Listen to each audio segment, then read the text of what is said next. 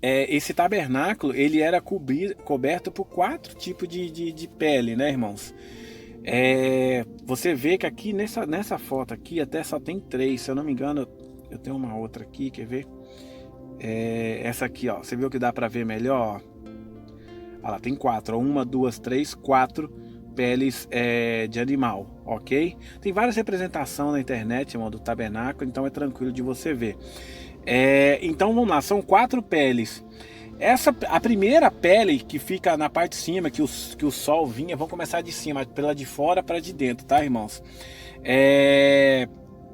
A primeira pele era a pele de texugo. Se isso vai achar lá em Êxodo 25 até o Êxodo 30 vai estar falando todos os detalhes. Então, a pele de texugo representa Cristo sem formosura, né? Porque ela é uma pele feia, levava sol, então ela provavelmente era seca, né? Não tinha formosura. E depois a segunda pele era a pele de carneiro em cor vermelha, né? Escarlate, que significa a morte de Cristo, que verteu seu sangue por nós. Depois tem a pele de cabra, que é Cristo como substituto, né? Lembra dos bodes lá, que são 2 bodes, um morre e o outro vive e vai com os pecados do povo para o deserto. Então Cristo é o nosso substituto. Ele morreu de uma vez por todas, não precisa mais de sacrifício de animal para conter os nossos pecados, né? E o último tecido, que é o que dá de conta para dentro do tabernáculo, ele é o último na parte de dentro.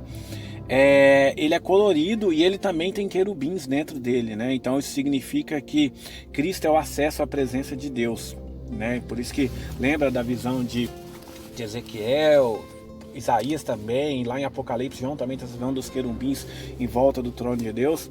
Essa cortina e esse pano em cima da tenda significava, essas peles significava isso aí, com desenho de querubins, que era o acesso a Deus, por enquanto que ela era a última pele lá que dava para dentro do tabernáculo. Ok, meus irmãos? Então, meus irmãos, no lugar santo também nós vamos ter 3 utensílios.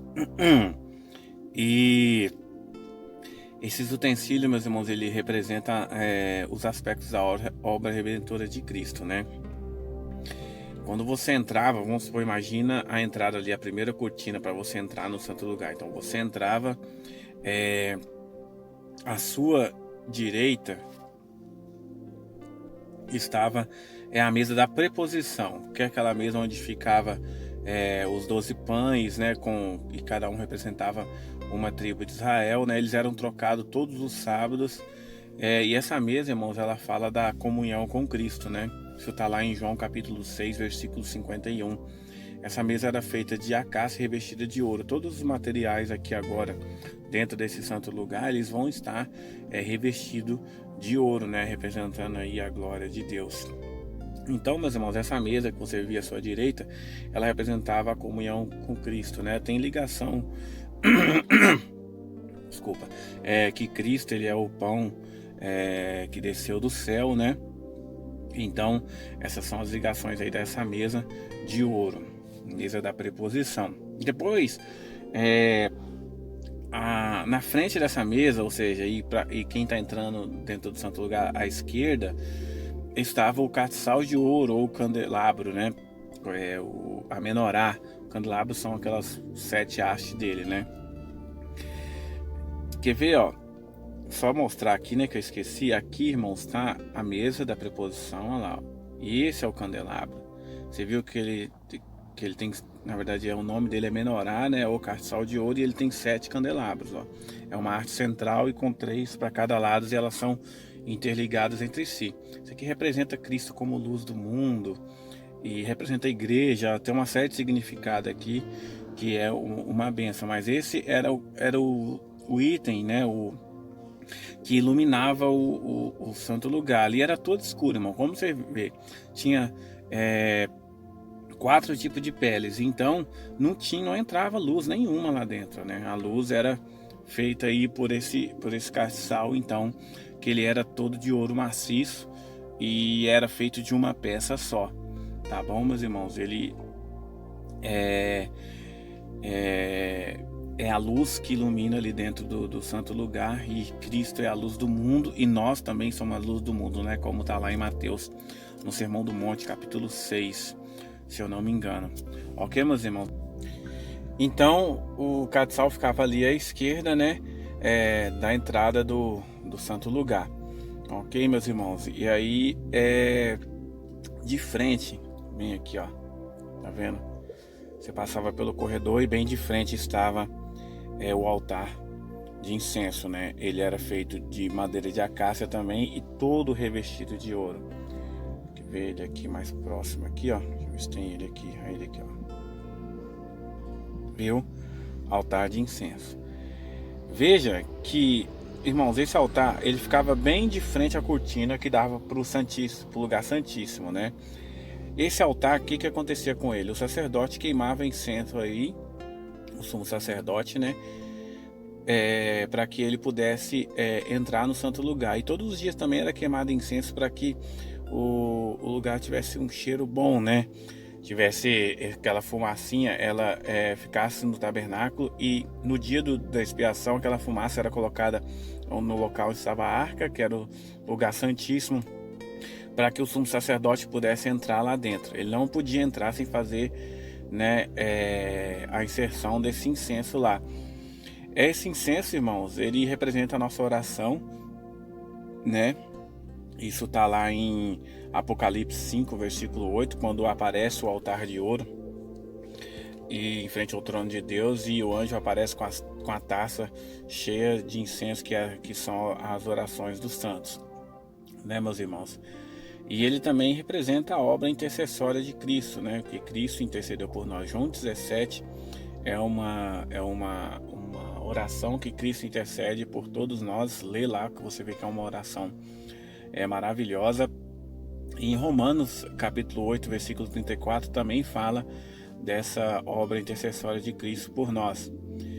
Ok, meus irmãos? Então esse é o terceiro utensílio e são os únicos três que tem nessa parte do santo lugar. Ok, meus irmãos? E nós vamos então agora para o véu. Veja que está bem aqui pela metade. Em frente a esse altar, antes de você entrar, a arca não ficava visível, ela ficava coberta por um véu. Esse véu tinha 4 colunas e que sustentava ele ali, ele ficava tampando todo aquele lugar. Ok? Ele tinha querubins, né, desenhado nesse véu, e ele pegava do alto até embaixo, que ele era preso por uma travessa. Então ele estava ali, e dentro daquele lugar ele fazia a separação entre o santo lugar e o santíssimo, e ali dentro do santíssimo lugar estava a arca da aliança, ok? Ou também chamada arca do concerto, né, ou arca do testemunho, porque ela representava um testemunho contra o povo, né? Porque ela era a presença de Deus. Deus queria morar dentro do homem, né? Igual ele mora hoje em nós. O Espírito de Deus faz habitação dentro de nós, ou seja, o Senhor Jesus e Deus habita em nós através do Espírito Santo. Mas aquele povo teve um coração duro, e por isso a arca era um testemunho disso, né? Por isso que as 2 pedras com as leis de Deus estavam dentro da arca. Em vez da lei de Deus estar no coração deles, estava dentro daquela arca. Ok, meus irmãos? E essa arca, ela tinha 2 querubins em cima dela. Deixa eu ver se aqui embaixo dá para ver ela melhor. Aqui, ó, ela tá até separadinho. Ela tinha 2 querubins em cima dela, e ela tinha um propiciatório que ficava aqui, né, nesse meio aqui, ó. E esse propiciatório era onde o sumo sacerdote derramava o sangue para fazer a expiação do pecado pelo povo. Esses querubins, irmãos, eles representam a presença de Deus mesmo, né? Isso está em Ezequiel 1:10, Ezequiel 10:14, né? Salmo 99:1 fala que quando você vê os querubins é porque ele significa a presença imediata de Deus, né? Veja que em Ezequiel, quando é o trono de Deus e os querubins estão ali em volta, ok? Esse propiciatório, irmãos, ele representa o sacrifício de Cristo mesmo, né? O propiciatório significa, a palavra original é a palavra caporete, né? que significa propiciatório, que vem da palavra coptar. Eu não sei se eu estou falando sério, tá? Copar, mas que significa cobrir, ou seja, através do sangue de Cristo, nós temos o nosso pecado coberto diante de Deus. Então, como nós nos achegamos a Deus? Lembra que quando Cristo morreu, o véu do templo se rasgou. Por quê? Hoje nós chegamos a Deus por meio de Cristo, né? Isso tudo estava representado ali por meio de tipologia, porque como o homem pecava aí, aquele sacrifício de animais também era só tipologia, mas ele não perdoava de fato o pecado do povo. Porque o sacrifício de Cristo, ele perdoou nossos pecados agora e do pessoal passado também. Aquele cordeiro que morria, os bodes que morriam no dia da expiação, né? Aqueles cabritos. Então é só apontando por sacrifício, para a obra expiatória de Cristo na cruz. E isso tudo está ali interligado de forma tipológica no tabernáculo, ok? E esse propiciatório estava ligado diretamente com o dia da expiação, que está em Levíticos 16, né? Que o sumo sacerdote entrava ali para fazer a expiação do povo, aspergindo ali, derramando o sangue ali em cima daquele propiciatório. Cristo fez isso morrendo na cruz por nós, né? E depois ele morre e ele é recebido no céu, que é o verdadeiro santo lugar. Nós vamos ver isso lá no cumprimento das festas, no dia da expiação. Ok? Isso está lá em Abacuque, em Hebreus, capítulo 4, versículo 14 ao 16. Irmãos, e Deus, ele aceitou o sacrifício de Cristo, né? Lembra que quando o sumo sacerdote saía do santo lugar, nós vamos estudar isso ainda, né? Mas quando ele saía do santíssimo lugar, era porque o povo, Deus tinha aceitado o sacrifício, o povo estava perdoado. Estava lá em Êxodo 25, 22, falava que que Deus, né, tinha aceitado o sacrifício do sacerdote. Isso representa que Deus aceitou o sacrifício de Cristo. Então por isso não precisa mais de sacrifício, porque Jesus foi o último sacrifício, né? E ele tirou toda a barreira que tinha entre Deus e o homem, né? Hoje nós podemos acessar a Deus através de Cristo. Vocês podem ver isso em Hebreus 10, 20, que fala justamente sobre isso, né? Que Cristo tirou aí toda a barreira que nos separava de Deus. Ok, meus irmãos? Então, esse era todo o tabernáculo, né? Tinha ainda alguns utensílios que era usado relacionado com aqueles móveis que estavam lá dentro, né? Que eu vou falar bem rápido aqui, mas era basicamente o que? Aqueles utensílios, eles eram sagrados, né? Está em Daniel 5, lembra quando o rei Belsazar foi usar aqueles utensílios que estavam na Babilônia? Deus na hora falou com ele através de uma mão que apareceu na parede escrevendo, e Daniel depois traduziu aquilo, porque como os utensílios eram oferecidos a Deus, ele estava usando ele em rituais ali, numa festa a deuses pagãos, e Deus ali foi a gota d'água para Deus ali. No entanto, que é naquele momento ali que a Babilônia perde o reino ali para os persas, né? E Belsazar morre naquela mesma noite. A história confirma isso. Então aqueles utensílios eram sagrados, e eles são associados às peças maiores, né, do tabernáculo. Isso você pode ler lá em Números 7, ok? Mas quais os utensílios ligados, por exemplo, à mesa, né? Você pode ver Êxodo 25, 29, que era o que? Os pratos, os incensários, que está lá em Levíticos capítulo 24, versículo 7, as taças e os jarros, as escudelas, né, e as tigelas, que esses quatro últimos aí, as taças, jarros, escudelas e tigelas, estavam ligados à oferta da libação, né? O candelabro, os utensílios ligados com ele, que está lá em Êxodo 25, 38, os espevitadores, os apagadores, e os que era para, né, mexer ali com o pavio, né, para o sacerdote organizar ali tudo certinho. E em Números 4, 9 fala dos apagadores e os vasos para o azeite da iluminação, né, para repor ali aquele azeite.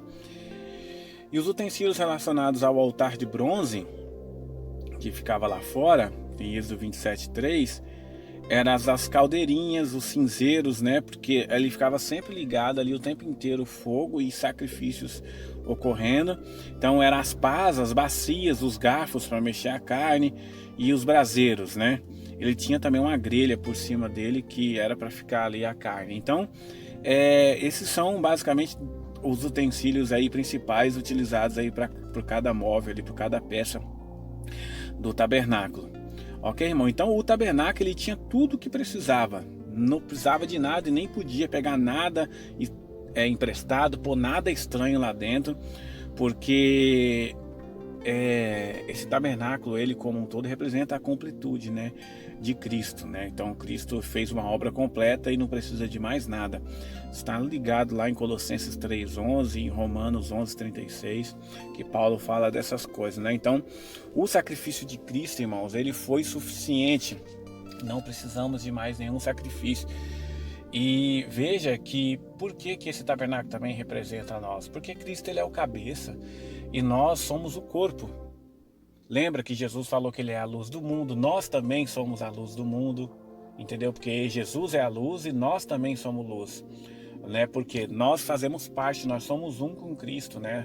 É muito ligado quando nós vamos estudar sobre o casamento, porque lembra que deixará o homem seu pai e sua mãe e se unirá a sua mulher e eles serão uma só carne. Isso é um mistério muito grande, está lá em Efésios 6, Paulo fala sobre isso.